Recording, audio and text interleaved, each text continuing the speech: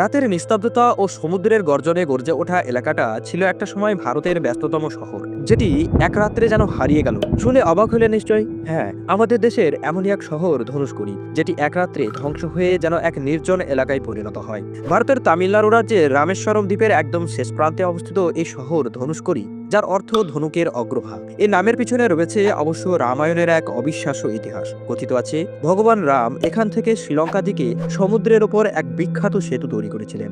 একটা সময় ধনুষকোটি ছিল ব্যস্ততম বন্দর শহর। 1964 সালের আগে এখানে railway station, school, post office, এমনকি শিপিং বন্দরও ছিল। কিন্তু এই শহরের ভাগ্যে ছিল এক ভয়ঙ্কর রাত। 22 ডিসেম্বর 1964 রাতের অন্ধকারে এক বিধ্বংসী ঘূর্ণিঝড় আছড়ে পড়ে এই শহরটির উপর। বাতাসের গতিবেগ ছিল প্রায় 250 কিলোমিটার প্রতি ঘন্টা। সে রাতেই যেন সমুদ্রে হারিয়ে গেল এই শহরটি। বর্তমানে এটিকে ভারতের ভুতুরে শহর বলা হয়, কিন্তু বাস্তবে এটি একটি অপূর্ব সৌন্দর্যের স্থান। ভারত সরকার বর্তমানে এই শহরটিকে বসবাসের অনুপযোগী ঘোষণা করেছে, কিন্তু এটি রাম সেতু, সীমাহীন সমুদ্রের সৌন্দর্য, ভুতুরে পরিবেশ ও অপূর্ব সূর্যোদয় ও সূর্যাস্তের জন্য পর্যটকদের কাছে এক আকর্ষণীয় স্থান। এই শহর শুধুমাত্র একটি পরিত্যক্ত শহর নয়, বরং এটি এক ইতিহাস, এক রহস্য, এক অনুভূতির শহর ধনুষকোটি। আপনার কি মনে হয়? কমেন্টে অবশ্যই জানাবেন কিন্তু।